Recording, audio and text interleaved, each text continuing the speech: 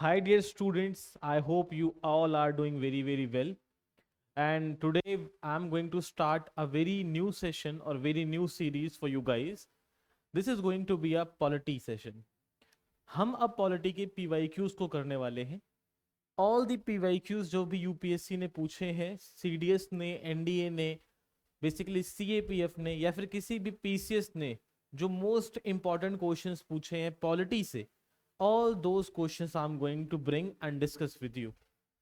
The topic which we are going to cover in today's session, that is going to be the historical background, the colonial rule, constitution assembly, the salient feature of the Indian constitution, preamble, scheduled and the part of constitution.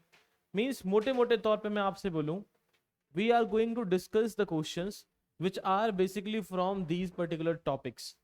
And I have analyzed this and I have found that UPSC CSC ने near about 30 to 40 question पूछे unit से इसी एक topic से. There are basically 8 units I am going to bring. मतलब हम 8 units को discuss करेंगे. मतलब 8 यूनिट में हम अपनी पूरी पॉलिटी फिनिश करेंगे पीवाईक्यूज की. This will be the first. एक पहले यूनिट की 2 वीडियो होंगी. ऐसे करते करते I will try to make maximum जितनी वीडियोस हो सकती हैं वो 16 और मिनिमम जितनी हो सकती हैं दैट वुड बी 10. तो कम से कम मैं 10 वीडियोस पीवाईक्यूज के लेके आऊंगा पॉलिटी के, जिसके अंदर में जितने भी पीवाईक्यूज पूछे गए हैं I will try to cover as much as possible. I want आप क्या कर रहे हैं, you just do your revision. आप अपनी पढ़ाई करें और if you have a time then आप पीवाईक्यूज को देख लें. And if you are a student who is not actually preparing for this prelims और अपीयरिंग इन दिस प्रीलिम, जो अपीयर कर रहे हैं अगले साल या उससे अगले साल, आई वांट यू गाइज कि आप इन क्वेश्चंस को देख के ये एनालाइज कर लो कि how and which type of question UPSC is putting forward in front of the student who is preparing for UPSC and the other exams. So yes, let's begin our class. And here see the first question. And first question is very simple here. Simple नहीं, थोड़ा static है. 2025 sorry 24 UPSC का पूछा गया question है. Bharatiya Jana Sangh, socialist party, Congress party and Swatantra party. There are some founders, उनके नाम सामने लिखे हैं कि which of the following personalities belong to which political parties.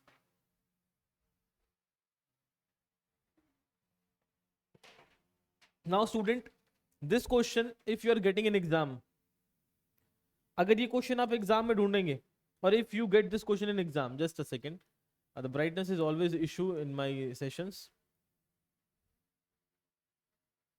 I'll make sure थोड़ा सही रहे बस. perfect. And doesn't matter मैं कैसा दिख रहा हूँ, the thing which matters that content आ आपके सामने. So there are multiple political party. Bharatiya Jana Sangh, socialist party, Congress party, Congress for the Democracy and Swatantra party.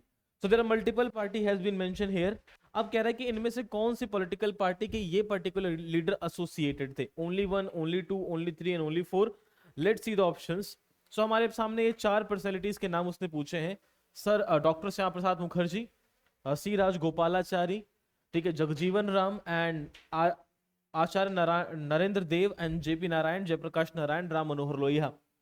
So these are the political parties के leaders के नाम उसने पूछे. सी राजगोपालाचारी का संबंध उसने दिखाया है that C Rajagopalachari belong to socialist party. एक बार यहां के देख लोगे that C Rajagopalachari belongs to a political party which is known as Swatantra party. It is not Swaraj party, it is Swatantra party. और अगर स्वराज पार्टी की वो बात करता है, so we know this that Swaraj party was founded by the two great sorry इसने socialist party की बात बोली है. सो सोशलिस्ट पार्टी की अगर हम बात करना शुरू करते हैं, for example, so socialist party was founded by the political leaders such as Acharya Narendra Dev, Jayaprakash Narayan, Ram Manohar Lohia. यहाँ Congress for democracy was founded by Jagjivan Ram. और उसके बाद यहाँ पे जो भारतीय जनसंघ है which eventually emerge as Bharatiya Janata party modern day, this is actually founded by doctor Shyama Prasad Mukherjee ji. एक और पॉलिटिकल पार्टी है that is called as Swaraj party. That Swaraj party was founded by C.R. Das and Motilal Nehru. There is one more political party जिसका नाम Forward Bloc. This Forward Bloc was founded by your Subhash Chandra Bose. Then there is a person that is called M.N. Roy. M.N. Roy founded the Mexican Communist Party. So there are multiple political leaders who founded multiple political parties in India. As we know, India is multi-party nation. तो कई सारी political parties India में rule करती हुई आ रही हैं. This question has been asked by UPSC in 2024. You guys can understand कि वो ऐसे क्वेश्चन अगर दोबारा बनाता है, you must be ready for this static data कि कौन सी पॉलिटिकल पार्टी किस लीडर ने बनाई है, कौन से लीडर उससे एसोसिएटेड है, right. Let's go to the next question. What next question is saying? Who was the provisional president of the Constituent Assembly before Rajendra Prasad took over it? अब देखो ये बहुत सिंपल क्वेश्चन है. We know this that there was a point that is called 9th December 1946. Under the cabinet mission हमने क्या किया था, अपनी संविधान सभा की पहली बैठक लगाई थी जो कि 9 तारीख को हुई थी. 9 से लेके 11 दो दिन जो थे, 11 तारीख को doctor Rajendra Prasad was elected as the permanent member और हेड ऑफ द असेंबली. अब जो 2 दिन था, इस 2 दिन जो पहले थे 9-10, ये 2 दिनों तक एक इंसान थे जिसको रूल करते थे. His name was doctor Sachchidanand Sinha. So the question is asking the same topic. Who was the provisional president of Constituent Assembly before Dr. Rajendra Prasad? So Rajendra Prasad से पहले जो provisional president थे Constituent Assembly के, he was Dr. Sachidanand Sinha. He was 9-10 for 2 days he was appointed, and at 11th Rajendra Prasad was elected as the permanent head of the house. और उसके बाद में 24th of January 1950 Dr. Rajendra Prasad was elected as the first president of India also. ठीक. अब यहाँ historical context दे रखा है. You guys can understand. 1 president, 2 vice president. H.C. Mukherjee and V.T. Krishnamachari were also appointed in the assembly as an vice president. Okay, next. Which of the following statement best reflect the chief purpose of the Constitution of India? जो हमारा constitution है उसका chief purpose क्या है? Now guys see, when you are getting these kind of questions कि भाई हमारे constitution का चीफ पर्पस क्या है, so most of the students get confused in this particular dimension. क्यों कंफ्यूज होते हो तुम लोग? क्योंकि ये बात अगर आप चारों स्टेटमेंट देखोगे, so you get involved in all the statement और आपको सारे ही सही लगेंगे. कैसे डिकोड करते हो? देखो, it determines the objective for the making of the necessary law. Constitution हमारे कानूनों के, जो भी हमारे कानून बनते हैं उनकी जो बेसिक कहते हैं ना ऑब्जेक्टिव्स है, उनको डिसाइड करने में हेल्प करता है. मैं कह सकता हूं कि there is a topic that is called DPSP जो इसी काम के लिए होता है. उसके बाद हम क्या देखते हैं? It enables the creation of the political office and the government. ये इस बात की अनुमति देता है कि आप पॉलिटिकल ऑफिस और सरकार का निर्माण कर सकें. ये भी बात बिल्कुल सही लगेगी. फिर it defines and limit the power of the government. ये सरकार के शक्तियों को लिमिटेड करता है. It limits the power of the government. And lastly it secures social justice, social equality and social security. तो अब देखो, ऐसे में जो बच्चा पहली बार ऐसे क्वेश्चंस को देखता है, that student can easily get confuse by this. Now you need to keep in a mind the basic fundamental rule, the basic fundamental law of having a constitution for a country, because constitution gives the power, because constitution is supreme. और जब संविधान supreme होता है तो संविधान ये decide करता है कि इसको कौन सी पावर कैसे दी जानी चाहिए. It actually decide how a nation is run and how the nation is govern. ये इसका मेन काम है. So the basic objective of the constitution और the prime objective of the constitution is to limit the power of the government. किसी भी सरकार को monarch, तानाशाही बनने ना दे. कोई भी इंसान हो वो संविधान के अधीन रह के ही काम करे, उसके ऊपर कोई ना उठे. हेंस जो कॉन्स्टिट्यूशन का ऑब्जेक्टिव है, उस बहुत सारे ऑब्जेक्टिव्स है, but the primary objective of the constitution is to limit the any government, limit the monarchs. जो भी इंसान है उसको लिमिट करना, जो भी गवर्नमेंट है उसको लिमिट करना. Hence the right answer for this particular question, it defines and the limits the power of the government. और अगर आप लिमिट से कंफ्यूज हो सकते हैं, then you can easily understand कि ये डिफाइन करता है कि राष्ट्र किसी भी सरकार की शक्ति क्या होगी, राइट. नेक्स्ट. तो यहां मैं दे रखा है, you guys can just pause it, and अगर आपको चाहिए तो आप इसको देख भी सकते हो. आपकी इच्छा है, you will pause and read the statement और सब कुछ जो आपके एग्जाम के हिसाब से I have mention here. Next question थोड़ा रीड करें. I will turn fan towards me.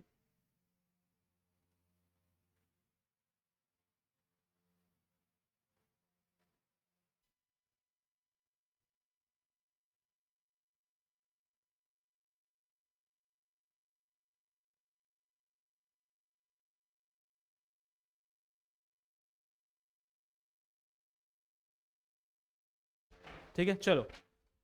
Now the question is, the Constitution Day is celebrated on 26th of November every year to promote the constitutional value among the citizen of India. देखिए 2015 से इस बात को हमने मानना शुरू कर दिया that we are going to celebrate a constitution day.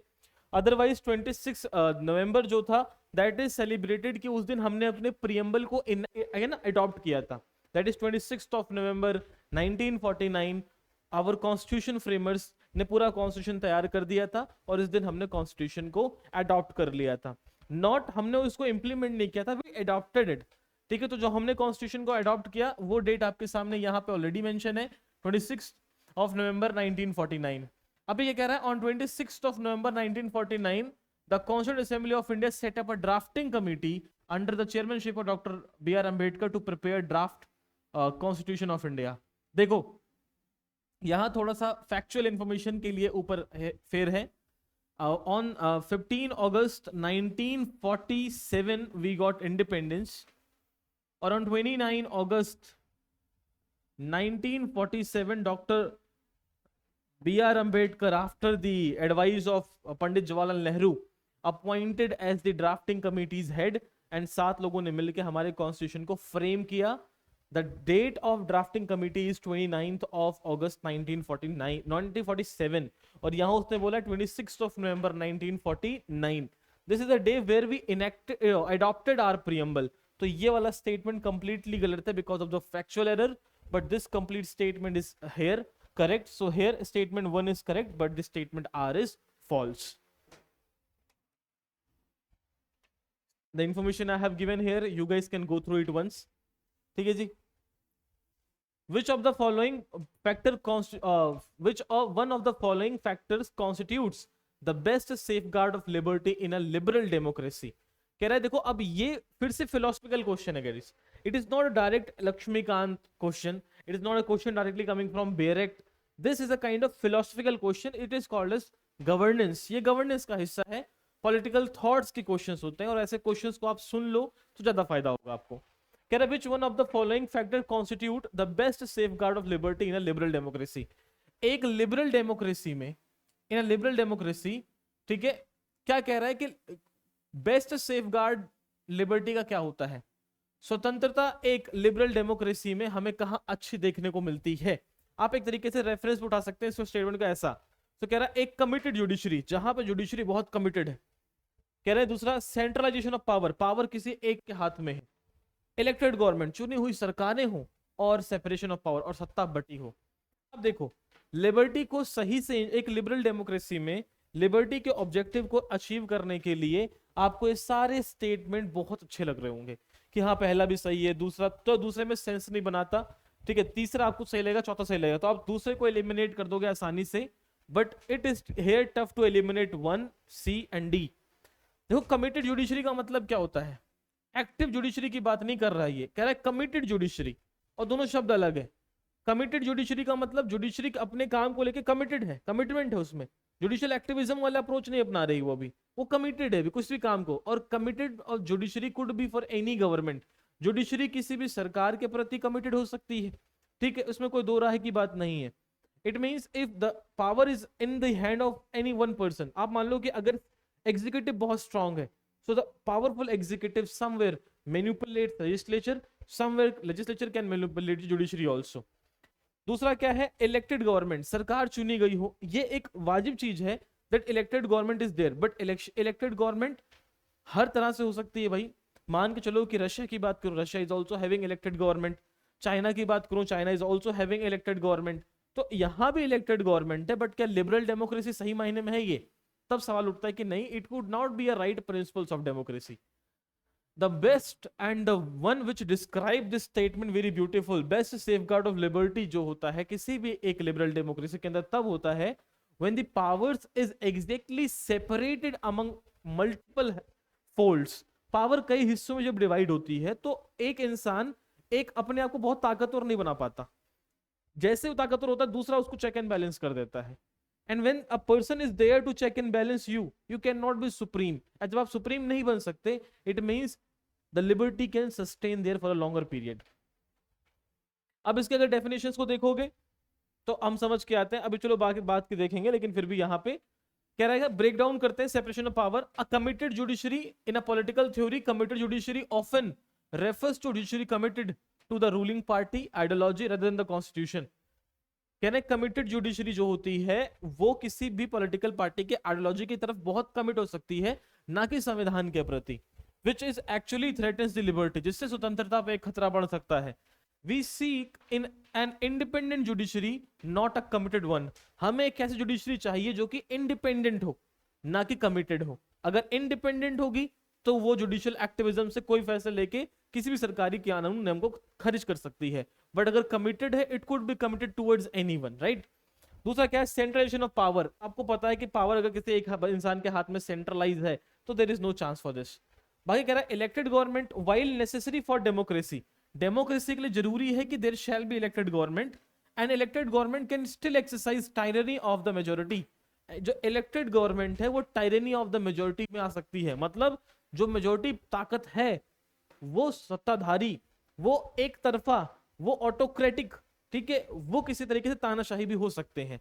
इसलिए इलेक्टेड गवर्नमेंट के पास भी अगर बहुत पावर हो जाएगी तब भी लिबर्टी को खतरा होगा। बेटर और सबसे सुटेबल यही है that we shall separate the power, hence the statement D become the right answer. ठीक है भाई, कोई दिक्कत नहीं। चलिए अगले क्वेश्चन पे, मतलब अगले क्वेश्चन पे शिफ्ट करते हैं। With reference to India consider the following statement. There is only one citizenship and one domicile. Perfect है, एक सिटीजनशिप और एक डोमिसाइल की हम बात करते हैं। A citizen by birth only can become the head of the state. अब देखो हमारे यहाँ ये हेड ऑफ द स्टेट जो है that is president of India. वो कह रहा है कि केवल जो इंडिया में पैदा है वही भारत का राष्ट्रपति बन सकता है, ये गलत है। हमारे यहाँ आर्टिकल 53 और 52 साफ साफ कहते हैं there shall be a president of India, और उनके क्वालिफिकेशन कंडीशंस आपने देखी है, ही और she shall be the citizen of India. अब सिटीजन ऑफ इंडिया है वो किस तरीके के सिटीजन है उसने इसको डिस्क्राइब नहीं किया। बाय बर्थ हो, बाय डिसेंट हो, बाय नेचुरलाइजेशन हो, बाय रजिस्ट्रेशन हो, बाय एक्वायरिंग द टेरिटरीज के थ्रू अगर आप आए हो, it doesn't matter. If you are the citizen of India then you are allowed to become the president of India. While in America the concept is bit different. America के अंदर concept थोड़ा different है। The American Constitution signifies that a person to become the president of America shall take birth in America itself. तो ये दोनों अलग है हमारे और अमेरिका के बीच में। तो दूसरा स्टेटमेंट तो गलत हो गया। The moment I remove the statement 2, I jump to the answer। या तो एक होगा या तो एक और तीन होगा। A foreigner once granted citizenship India cannot be deprived under any circumstances. Extreme। अगर एक विदेशी को नागरिकता मिल जाती है तो वो कभी भी उससे छीना ही नहीं जा सकती, ये भी गलत है। अगर वो अनकॉन्स्टिट्यूशनल है, not loyal to the constitution है, not loyal to the nation है, at that time that person citizenship can be taken by the parliament of India. ठीक है, तो ये बात आपको याद रखनी चाहिए। तो ये भी गलत, ये भी गलत, hence only one become the right answer for this question. Next, what was the exact constitutional status of India 26th of January 1950? जब हमने अपने कॉन्स्टिट्यूशन को इनेक्ट किया तो उस समय हमारे कॉन्स्टिट्यूशन का स्टेटस क्या था? Come on, take your time and give me your answer.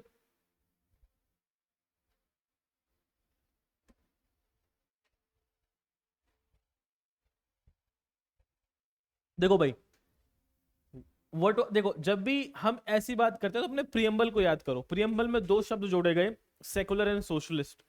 सो उससे पहले अगर मैं शब्दों की बात करूं, so India was basically a sovereign democratic Republic. India कैसा था? Sovereign democratic Republic.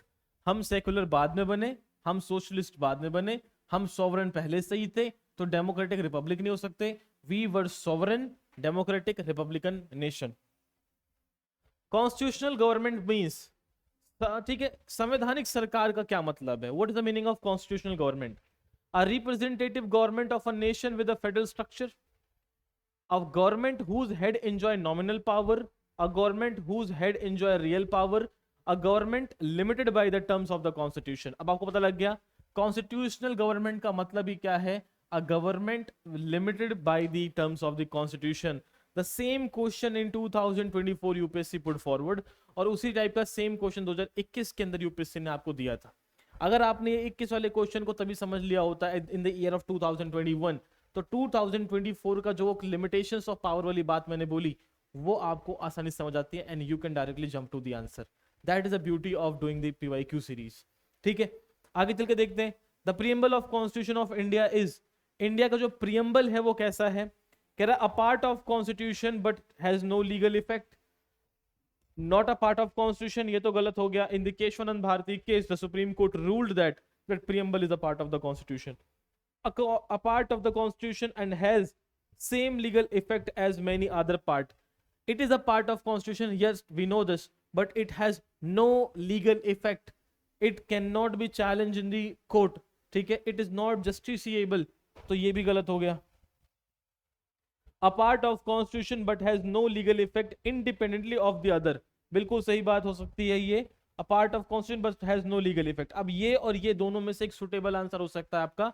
But we have seen in the verdict of Supreme Court, Supreme Court ने ये कहा है, डीपीएसपी के समय Supreme Court had mention it, that we agree that preamble is the part of the constitution and it has no major legal effect, but the Supreme Court can use the preamble to take or make the base of any particular law.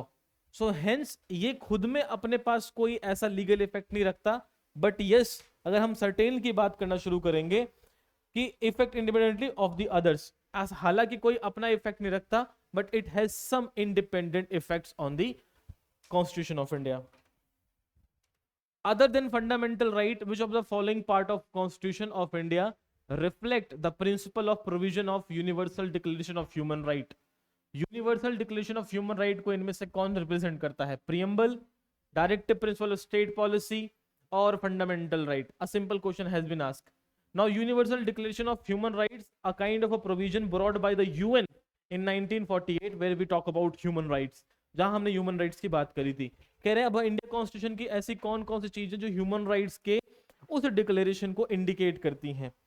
Let's see, answer बहुत simple है इसका. Preamble में rights की बात है. Yes, preamble talk about human basic right, equality, freedom, justice. DPSP, yes it talks about, ये भी बात करता है फ्री लीगल एड. आप देखोगे एजुकेशन की बात करेगा ये. उसके बाद fundamental duties, yes even fundamental duties talk about universal brotherhood, मतलब यहाँ के तो खास बात ही करता है. The right answer would B 1 2 3, तीनों ऐसी बात करते हैं. In the context of India which of the following is the best feature appropriate for the bureaucracy. हमारे कॉन्स्टिट्यूशन में ब्यूरोक्रेसी का सबसे एप्रोप्रिएट मतलब क्या हो सकता है. An agency for widening the scope of parliamentary democracy, एक एजेंसी जो पार्लियामेंट्री फॉर्म ऑफ डेमोक्रेसी को बहुत अच्छा करते हैं. लेकिन पहले समझो कि ब्यूरोक्रेसी का मतलब क्या है. भाई ब्यूरोक्रेट्स का एक्चुअल मतलब होता है they are the executive, bureaucrats are the executive. ये पार्लियामेंट्री पॉलिसीज को एग्जीक्यूट करने का काम करते हैं. कोई भी आईएएस, कोई भी आईपीएस, जो भी ब्यूरोक्रेट बनता है वो क्या करता है, उसका मेन काम क्या होता है, for the implementation of the law. Public policy को सही से इंप्लीमेंट किया जाए, पब्लिक पॉलिसी को सही से लोगों तक पहुंचाया जाए. People might have trust on the law. That is the basic, very core basic of the bureaucracy. कि भाई जो पॉलिसीज बनाई है पार्लियामेंट ने, ऑनरेबल पार्लियामेंट ने जिस पॉलिसीज को तैयार किया है, that parliamentary policy shall be very beautifully applied or executed to the ground level. That is the value of the right work of the bureaucracy. तो इस पूरे स्टेटमेंट कुछ भी देखोगे तो यहाँ पे देखोगे an agency for the implementation of the public policy. Public policy के इंप्लीमेंटेशन की जो एजेंसी है दैट इज ब्यूरोक्रेसी. ठीक है, अब इतना दिमाग लगाना ही नहीं, बहुत सिंपल चीज है, a kind of political theory है ये. आगे बढ़ते हुए अगले क्वेश्चन की तरफ जंप करते हैं. The 9th schedule was introduced in the constitution of India during the prime ministership of. सबसे पहला अमेंडमेंट जो किया गया था in 1951, that is where we talk about the 9th schedule. And the 9th schedule के time पे 1951 में the prime minister of India was Pandit Jawaharlal Nehru. बात ही खत्म हो जाती है यहाँ पे, तो डिबेट ही नहीं करना मुझे. Which of the following are regarded as the main feature of rule of law. A V Dicey के द्वारा दिया गया कॉन्सेप्ट है ये. Article 14 talk about rule of law. ROL, equality before law की बात होती है, इक्वल प्रोटेक्शन ऑफ लॉ की बात होती है. कह रहे हैं कि उनके मेन फीचर क्या है. लिमिटेशंस ऑफ पावर, बिल्कुल सही बात है, power shall be limited, nobody is above the law. Equality before law, yes everybody is equal in front of the law. People responsibility to the government, लोगों की responsibility सरकार के प्रति. ठीक है, liberty and civil right, liberty और civil rights की बात करते हैं. अब दो स्टेटमेंट तो उसमें वेरी ब्यूटीफुली एक्सप्लेन, हमने ये दोनों को ही देखा था. और एवी डाइसी के ना जो ये रूल ऑफ लॉ कॉन्सेप्ट बहुत यूनिक था. बेसिकली एविडाइसी कहते हैं कि दैट जो हमारे राइट्स है, प्लीज फोकस करना, एक लाइन बहुत इंटरेस्टिंग है यहाँ पे, I have explain this in the statement also. ये लाइन बहुत इंटरेस्टिंग है एविडाइसी की। तो पहला दूसरा स्टेटमेंट सही है, चौथा स्टेटमेंट सही है, तीसरा थोड़ा सा इनकरेक्ट है, वो उसको देख लेते हैं। लिबर्टी एंड सिविल राइट की बात करता है, इसको ही एक्सप्लेन करना बहुत जरूरी है। एविडाइसी कहते हैं कि जो ये लिबर्टी एंड राइट्स हैं, जो राइट्स हैं बेसिकली आपके, ये राइट आपको कॉन्स्टिट्यूशन से मिले हैं, ये हम मानते हैं। प्लीज फोकस करना, इंडिया में जितने भी सिटीजन है उनके सोर्स ऑफ राइट्स उनका कॉन्स्टिट्यूशन है। Constitution become the source of your fundamental rights. Constitution की वजह से आपके राइट है, कॉन्स्टिट्यूशन में आपके राइट को मेंशन किया गया, hence you are enjoying your rights. ये है हमारा कॉन्सेप्ट। एविडाइसी कहते हैं constitution is the outcome of the rights, मतलब इंसान के जो राइट्स हैं उन्हीं राइट्स की वजह से संविधान का निर्माण हुआ है।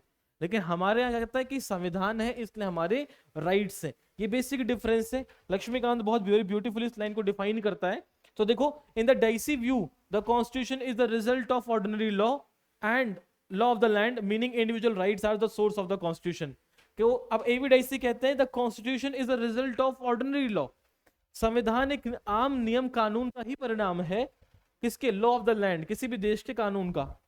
Individual rights are the source of the constitution. उस देश में या लॉ ऑफ द लैंड जितने भी लोग हैं उनके जो राइट्स हैं उन्हीं के संविधान बना है। ठीक है। वहीं पे इंडिया में थोड़ा सा कॉन्सेप्ट अलग है। इन India the constitution is the source of right. हमारे यहाँ लोगों से अधिकार, लोगों संविधान नहीं है, संविधान से लोगों के अधिकार है। एक बेसिक डिफरेंस ये है। बट येट हम कह सकते हैं कि लिबर्टी एंड सिविल राइट की बात होती है रूल ऑफ लॉ में। हाँ, रही बात people responsibility to the government, ये रूल ऑफ लॉ का फीचर नहीं है। ये बेसिकली फीचर होता है आपका the government responsibility to the people, जो कि फंडामेंटल ड्यूटी का हिस्सा बन सकता है, not the concept of the rule of law. तो इसके हिसाब से चौथा स्टेटमेंट सही है, तीसरा गलत हो जाएगा। And 1, 2 and 4 become your right answers. आगे देखो, फिर से पढ़ते हैं, चलो। The parliament of India can place a particular law in 9th schedule of the constitution. Parliament of India किसी भी कानून को 9वें शेड्यूल में डाल सकता है। बिल्कुल सही बात है, इसीलिए इसको ऐड भी किया गया था। लैंड रिफॉर्म बहुत बड़े डिस्प्यूट थे इस पे। ठीक। The validity of the law place in the 9th schedule can not be examined by any court and no judgment can be made on it.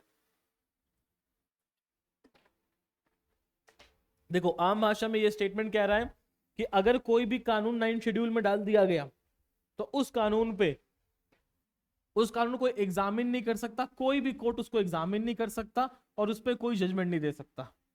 देखो, शुरू तक ये बात तो बिल्कुल सही थी। जब इसको ऐड किया गया कॉन्स्टिट्यूशन के अंदर 9th शेड्यूल को, तो ये बात एग्जैक्टली बहुत प्रूवन थी that on the 9th schedule no court has the potential to make judgement और the no court has the right to make review on that. But the case came in this case particularly when we talk about, so this is a IR Kevlo in the state of Tamil Nadu 2007 case. In this case the Supreme Court ruled that there is no blanket immunity, means 9th schedule is not above the judicial review.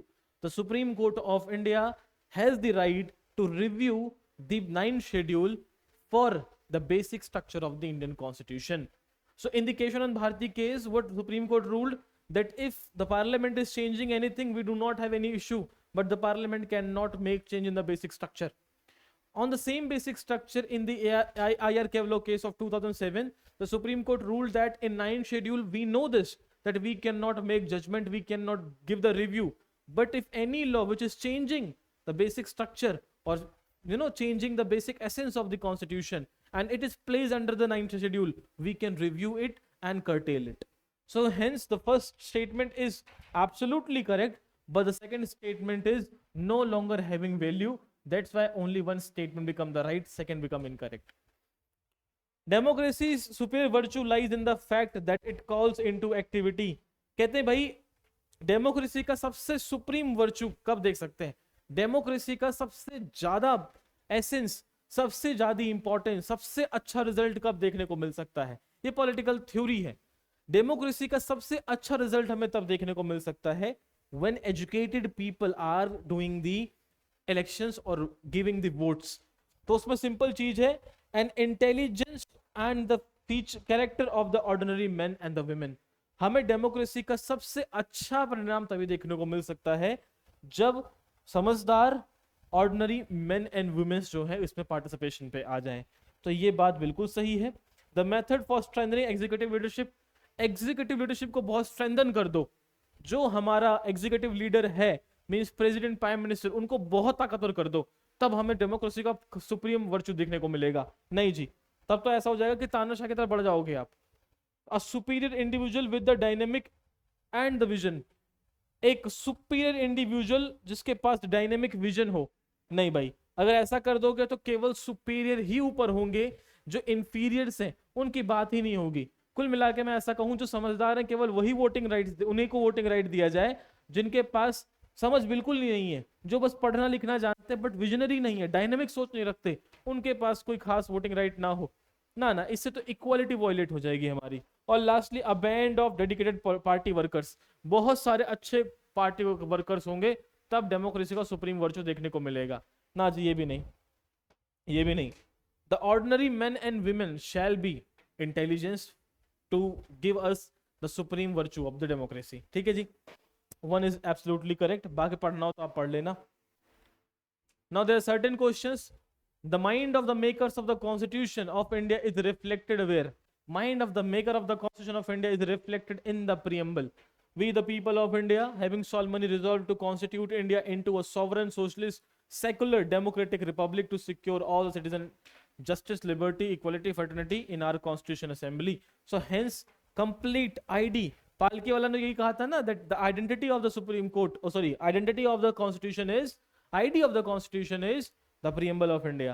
So every single view and opinion, if you want to just check it out, if you want to summarize the complete constitution, just go and look into the preamble. You will find the essence of the makers of the Constitution of India. So hence, preamble would be the right answer for this particular question. Which one of the following objective is not embodied in the preamble of the Constitution of India? भाई हमारे preamble में क्या embodied नहीं है? Liberty of thought है, liberty of thought है, yes sir. Do we have economic liberty? जी sir, economic liberty की बात ही नहीं होती यहाँ पे। Liberty of expression, yes sir, we have thought, expression, belief, faith and worship है, but not economy. When we remove the economy from this particular question, he wanted to about not, directly answer पे आगे ज़्यादा पढ़ना ही नहीं है आपको। One of the implication of the equality in the society is the absence of। भाई equality का essence सबसे अच्छा कब पता लगेगा आपको? The real essence of the equality you will find when there is no privilege। किसी इंसान के पास कोई भी विशेष प्रिविलेज नहीं होगी, तभी आप एक्चुअल में इक्वालिटी के एसेंस को फील कर पाएंगे। If a person is privileged by something, it is not equality. Restrain liberty का कॉन्सेप्ट है। रिस्ट्रेन मतलब बैरियर, ब्रेक लगाना किसी पे, किसी को रिस्ट्रेन कर देना, वो उसकी लिबर्टी को छीनना है, ना कि उसकी इक्वालिटी को। So this is the concept of equality, liberty not equality. Competition, competition is a concept of equality of opportunity. ठीक है, इक्वालिटी ऑफ अपॉर्चुनिटी की बात होती है तब कहीं हम कंपटीशन की बात करते हैं। एंड आइडियोलॉजी तो जाहिर सी बात है, आइडियोलॉजी तो सबकी अलग अलग हो सकती है depending on the basics of education, upbringings, social norms, peer, सब कुछ डिपेंड करता है आइडियोलॉजी के लिए। Hence the implication of the equality in the society is the absence of privilege. ठीक है, the provision of the 5th and the 6th schedule in the Constitution of India are made to, पांचवें और छठे schedule को संविधान के अंदर रखा गया है किस लिए? To protect the interest of scheduled tribes. Exactly, we have seen there is a schedule 5 and schedule 6, they talk about the administration of scheduled tribal areas, special AMTM, Assam, Meghalaya, Tripura, Mizoram. Remember this? Yes. Which of the following schedule of the Constitution of India constrain the provision of anti-defection? बहुत news में था। 1985, we remember this. In the 10th schedule was added. In the 10th schedule we talk about anti-defection. I want you guys to comment me that what was the amendment? Was it 52nd? What is the 54th? Was it a 52? Sorry, 51? Was it a 50th? इन चारों में से कौन सा amendment था? 50, 52, 54? एक हाथ अपने मन से लगा लीजिएगा, किस अमेंडमेंट के through that we added the part, sorry 10th schedule in the Indian constitution. अभी राघव चड्ढा जी की वजह से बहुत न्यूज में anti defection you guys I had made video on this also, go and check out and पूरा पढ़ लो, exam में आने के बहुत ज्यादा चांसेस हो जाएंगे इसके। The government enacted the panchayat, government ने पंचायत एक्सटेंशन पैसा लेके आए थे 1996 में। What was the objective to bring PESA, PESA को लाने का ऑब्जेक्टिव क्या था? लक्ष्मीकांत ने बहुत प्यारे से लिखा है। अब यहां पूछा है विच of the following is not an objective of पैसा, इसमें से कौन सा पैसा का ऑब्जेक्टिव नहीं था? अब आपको पता है टू प्रोवाइड सेल्फ गवर्नेंस, बिल्कुल सही बात है, ट्राइबल लोगों को सेल्फ गवर्नेंस देने के लिए आया था। पंचायत में जो ट्राइबल लोग थे उनके ट्रेडिशनल राइट्स को रिकॉग्नाइज करने के लिए ही पैसा लाया गया था। Autonomous region in tribal areas, भाई इसके लिए 6 शेड्यूल काम करता है बेटा। The 6 schedule talk about autonomous district council in the regions of tribal areas. तो पैसा में तो कोई रिलेशन नहीं है, ये गायब हो गया। एक्सप्लॉयटेशन से बचाना है तो कॉमन सी बात है, third would be the right answer. कह रहा economic justice as one of the objective of the constitution of India has been provided. Economic justice जो कि हमारे कॉन्स्टिट्यूशन का एक प्राइम एजेंडा है, वो कहाँ पे मेंटेन किया गया है? The preamble and the DPSP, preamble and fundamental right and DPSP, none of them we have mention in preamble. जिन बच्चों को दिक्कत है एक बार यहाँ देख लो, ये है प्रियम्बल, रीड। इसमें जस्टिस वाला कॉन्सेप्ट देखो, in the concept of justice U will find the answer.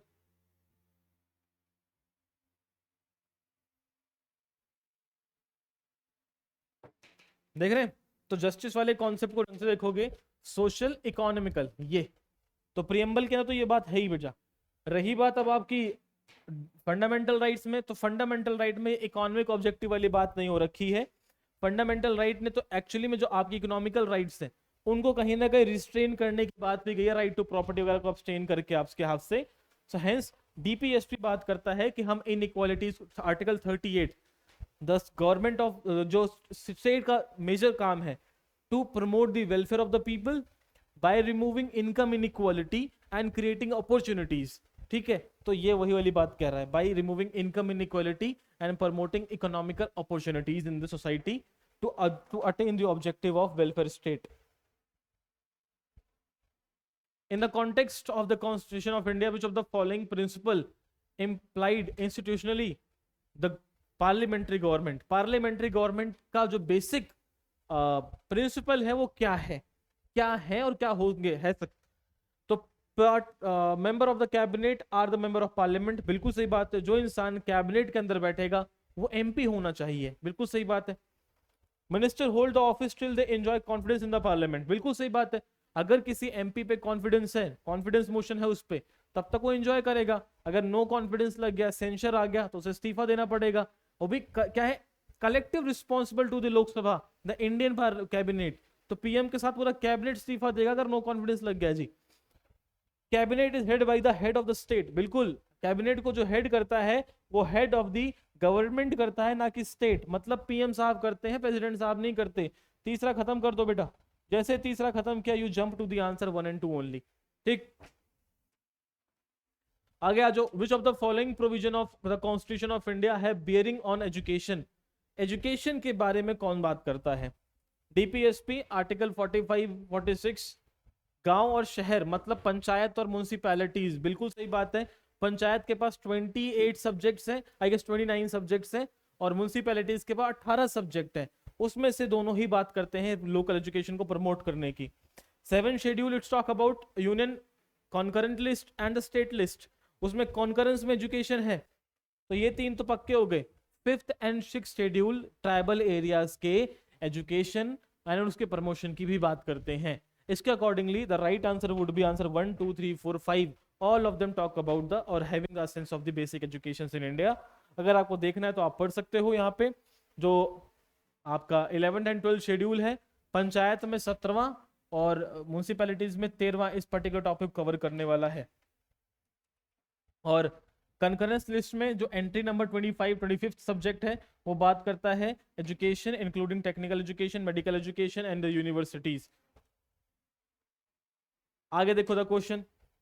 The discussion in the third round table conference eventually led to the passing of Government of India Act 1935। Historical angle पे but हम जानते ही हैं 1935 का government India act तभी आया था, 3 round table conference हुए थे, कमल अवार्ड आया था। Eventually we had the government of India act 1935, जिसने कहा था कि इंडिया के अंदर एक ऑल इंडिया फेडरेशन की स्थापना हम करेंगे। But that all India federation was eventually a failure, उसकी कभी फाउंडेशन हुई भी नहीं. Second statement, the Government of India Act provide for the establishment of All India Federation to be based on the union of the provision of the British India and the princely state. Absolutely correct. हालांकि implement नहीं हुआ था but provision तो आया था, तो दोनों ही सही हैं. The right of the government to impose taxes and the fees is provided in which of the list? Which of the list of the constitution?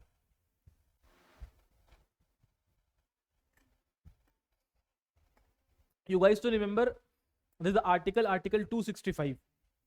Article 265 say itself that भाई no tax can be imposed by any other authority except by the state.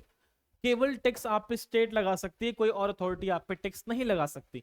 ये article 265 बहुत explicitly mention करता है. वहीं पे आपका 7 schedule ये कहता है that we have the subjects union list, state list and the concurrence list.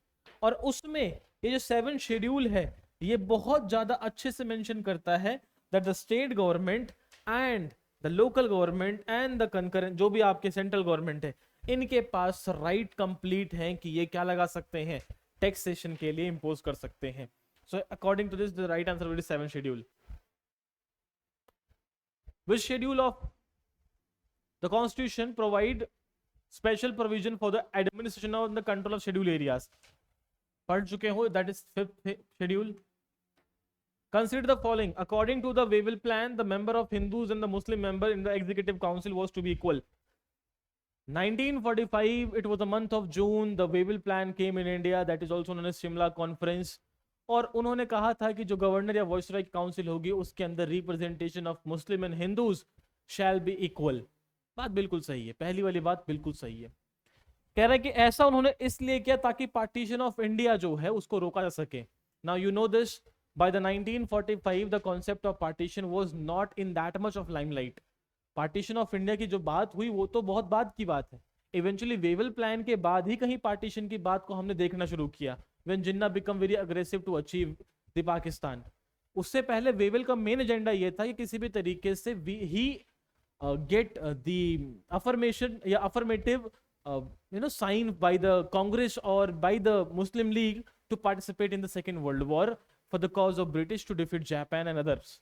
तो इसलिए हम यहाँ कह सकते हैं यहाँ पे जो राइट ऑफ स्टेटमेंट है वो पहला सही है, लेकिन it has no such relation with the partition. Eventually Wavell plan just dig the partition seed very deeper in the Indian history. तो ये तो पहला बात स्टेटमेंट सही है. दूसरा स्टेटमेंट बिल्कुल गलत है. There is no such reference that he wanted to avoid the partition of India. Article 371A to 371I बिल्कुल सही बात है.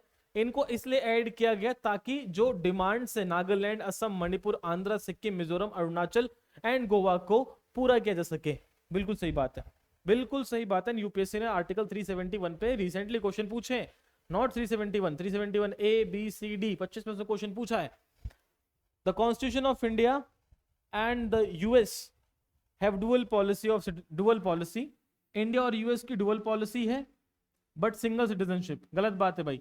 अपनी इंडिया सिंगल सिटीजनशिप की बात तो करता है बट यूएस बात करता है डुअल सिटीजनशिप की. गलत हो गया जी. A naturalised citizen of India can never be deprived. Possible नहीं है, चाहे आप नेचुरल हो चाहे बाई बर्थ हो. अगर आपने कॉन्स्टिट्यूशन के खिलाफ कुछ बोला, देश के खिलाफ कुछ बोला, तो आपको लात मार के बाहर निकाल दिया जाएगा my lords. Hence the right answer will be only one. If a new state of India is to be created, अगर कोई नया राज्य बनता है तो हमें किस शेड्यूल में चेंज करना पड़ेगा? ये आपका आर्टिकल 4 साफ साफ कहता है that if there is if the parliament is taking action under article 213 of the Indian constitution, that shall not be referred as constitution amendment under article 368. It means all the states, all the union territories are mentioned in first schedule. तो अगर किसी नए state को बनाओगे तो आपको first schedule ही change करना पड़ेगा यूनियन एंड टेरिटरीज का. The right answer would be the first. जिनको ये बात भी नहीं समझ आ रही ना बेटा, जो मैं तेजी से बोल के निकल जा रहा हूँ, पढ़ने की बहुत जरूरत है फिर तो आपको, बिकॉज ये बहुत बेसिक क्वेश्चंस है. अभी यूपीएससी का देखिए क्या क्वेश्चन कह रहा है, हु गेव द आइडियाज, किसने कॉन्स्टिट्यूएंट असेंबली की बात सबसे पहले कही थी? आपको किताब के अंदर अभी तक यही पढ़ाया गया है एंड यही मैं कह रहा हूँ कि यहाँ से हमें चीजों को फिगर आउट करना है. There is a person that is known as M N. Roy, the one who founded the Marxist party और the Leninist party of the Mexico. उसी इंसान ने कहा था कि there shall be a constitution assembly of India for the making the constitution of India. Now when this person said this, उससे पहले भी किसी ने बात कही थी, and this party was Swaraj party. Swaraj party of 1934 talk about the constitution assembly for the formation of the constitution of India. Motilal Nehru वाले, याद है आपको सारी बातें, नेहरू रिपोर्ट एंड ऑल, 1928, तब से बात चल रही है भाई. In India, the interim government in 1946, the vice president of executive council was, interim सरकार 1946 में जो executive council थे, that was Pandit Jawaharlal Nehru. Which of the following statement is or are true in the relation of Constituent Assembly? संविधान सभा जो थी वो adult suffrage से आई थी, हर 18 साल के इंसान ने वोट किया था. गलत बात है भाई. Assembly was result of direct election, नहीं, असेंबली में इनडायरेक्ट रिप्रेजेंटेशन भी था प्रिंसली स्टेट का. There was no such election concept here. It was a multi party body. बिल्कुल सही sir. Union party, Muslim League, Congress party, बहुत सारी पार्टीज थी इसमें. Assembly work through the various committees, yes, बहुत सारी कमिटीज थी. Drafting committees, flag committee, steering committee, ठीक है, तो बहुत सी कमिटीज ने काम किया था. तो 3 और 4 सही है, पहला दूसरा गलत है. कोई दिक्कत नहीं भाई, बिल्कुल सही चल रही है चीजें. आगे चल के देखते हैं. Which of the following feature is a common between federal system of India and America? India और अमेरिका के बीच का जो फेडरल फीचर उसमें कॉमन क्या है? इंडिया एंड अमेरिका दोनों के कॉमन फेडरल फीचर क्या है? The supreme court and the interpretation of the constitution. क्योंकि सिंगल सिटीजनशिप हमारा है, अमेरिका का नहीं है. 3 लिस्ट इन कॉन्स्टिट्यूशन हमारा है. डुअल जुडिशियल सिस्टम हमारा इंटीग्रेटेड जुडिशियल सिस्टम है. लेकिन हमारा जो सुप्रीम कोर्ट है उनका फेडरल कोर्ट है. दोनों के पास राइट है कॉन्स्टिट्यूशन को इंटरप्रेट करने की.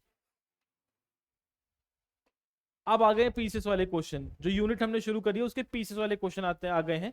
मैं रेंडमली पीसेस के कुछ 5-7 क्वेश्चन डिस्कस कर लेता हूं because it is 46 minutes. I want कि मैं इसको 48 या 50 तक लेके चलता हूं, फिर मैं इसको वाइंड अप कर दूंगा. Then I will bring a second video, नाम लिख दूंगा part 1 part 2. I want you guys to follow it up like this. देखते हैं. 3rd schedule, 4th schedule, 7th schedule and 8th schedule. Match the following करना है. 3rd schedule बात करता है गाइस आपके ओथ एंड अफर्मेशंस की. 4th शेड्यूल बात करता है allocation of seat of Rajya Sabha की. 7th शेड्यूल बात करता है लिस्ट की. और 8th शेड्यूल बात करता है लैंग्वेजेस की. कोई दिक्कत नहीं, बहुत सिंपल चीजें हैं. आर्टिकल 61 बात करता है इम्पीचमेंट ऑफ प्रेसिडेंट की, राष्ट्रपति पे महाभियोग. ठीक है. आर्टिकल 67 बात करता है इम्पीचमेंट ऑफ वाइस प्रेसिडेंट की, कि कैसे कैसे वाइस प्रेसिडेंट को हटाया जाएगा. ठीक है जी. उसके बाद अगर पहले का दूसरा है और दूसरे का तीसरा है, पहले का दूसरा और दूसरे का तीसरा, भाई I jump to the answer. इसका मतलब तीसरे का चौथा होने वाला है removal of deputy chairman of Rajya Sabha, और उसके बाद रिमूवल ऑफ स्पीकर का 90. आसान हो गया. द यूनियन, अच्छा इनको हमें सीक्वेंशियल अरेंज करना है भाई. सीक्वेंशियल अरेंज करोगे तो part 1 part 2 part 4 part 4A, मतलब पहले आ जाएगा 1, फिर आ जाएगा 3, फिर आ जाएगा 4, फिर आ जाएगा 2. पब्लिक हेल्थ की बात करूं, पब्लिक हेल्थ जो है वो स्टेट लिस्ट का है, सेंसस यूनियन का है. एलोकेशन ऑफ सीट जो है ये 4था शेड्यूल है, पढ़ के आए थे अभी. 2nd शेड्यूल में तो भाई आपको पता है क्या होने वाला है, जरा मुझे कमेंट करके बताओ 2nd शेड्यूल में क्या है भाई. ठीक है. Anti defection 10th schedule 1985. A union of the state is the Indian constitution has been derived from. Union of the state का जो कॉन्सेप्ट है इसको हमने डिराइव किया है from the constitution of Canada, मतलब the British North American act. British में जो नॉर्थ अमेरिकन एक्ट है उससे कनाडा से हमने इसको बोरो किया था. Fundamental right, DPSP, emergency, residuary power at the hand of centre Canada.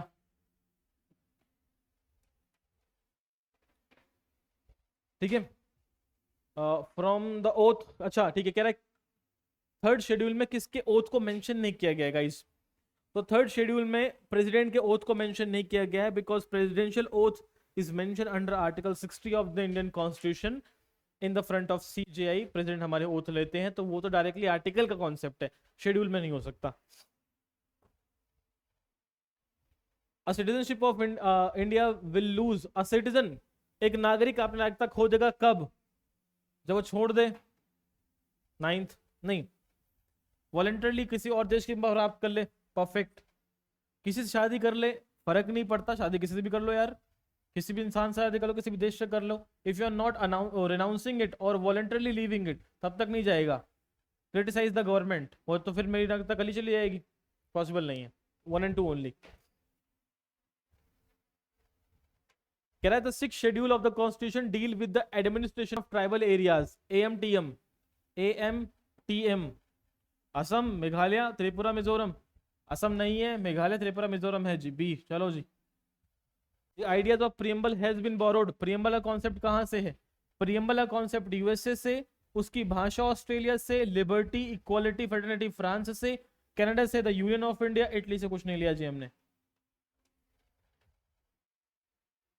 ठीक है, बाकी 4th शेड्यूल किसकी बात करता है? एलोकेशन सीट ऑफ राज्यसभा की, बात खत्म। 11th शेड्यूल किसकी बात करता है? म्यूनसिपैलिटीज की बात, सॉरी पंचायत की बात करता है। 12th बात करता है म्यूनसिपैलिटीज की। किसको soul of the Indian constitution कहा गया? Soul of the Indian constitution is fundamental right, sorry article 32, remedies. बाकी तो रुक जाओ फिर एक सेकंड, जब पढ़ना ही है तो रुक जाओ।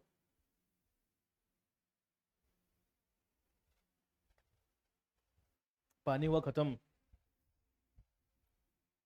Adviser BN Rao, constitutional adviser. Doctor Sachchidanand Sinha, शुरू में बताया। In India the political system which of the following is supreme? Supreme is constitution of India. Which of the which part of our constitution envisages the 3 tier of panchayat? 9th part. ठीक है जी, चलो बाकी जितने भी question हैं, अब इसको तो मैच दी फॉलोइंग के सारे क्वेश्चन हम कर लेते हैं। चलो ये भी देख लेते हैं एक बार। नहीं छोड़ो, देखना क्या मतलब बना तो लोगे आप लोग। अगर इसकी बात करें, फ्री लीगल एड सही है, पंचायत सही है, यूनिफॉर्म सिविल कोड सही है, separation of power article 50, separation of 48 में तो भाई किसकी बात हुई है? Animal husbandry, protection of environment, remember this. तो सही सी बात है कि अब हम क्या करेंगे, यहाँ पे इस यूनिट को खत्म करते हैं, because the time is already your 52 and 55। तो यहाँ से हम कंटिन्यू करेंगे अगली वीडियो में, सेकेंड पार्ट में। And I have 80 slides guys, और अभी हम पहुंचे स्लाइड नंबर 43 पे। तो अभी रिमेनिंग हमारे पास 40 स्लाइड्स और हैं, मतलब हमने half of the portion complete कर लिया है अपना। See you in the next video and I have discussed around here 30 से 50 क्वेश्चन के बीच हमने डिस्कस किए हैं। मिलते हैं अगली वीडियो में। टिल देन कीप स्टडिंग, और इस यूनिट को पढ़ेंगे। And do remember the unit name, कि हम कौन कौन सी चीज़ों को कवर कर रहे हैं यहाँ पे। These are the topics which we are covering right now. आप इसी यूनिट्स के हिसाब से अपनी पढ़ाई कर लेना, so that you can give the answer for all the question which I am asking. ठीक है, bye bye, take care, all the best, see you tomorrow in the next video, God bless.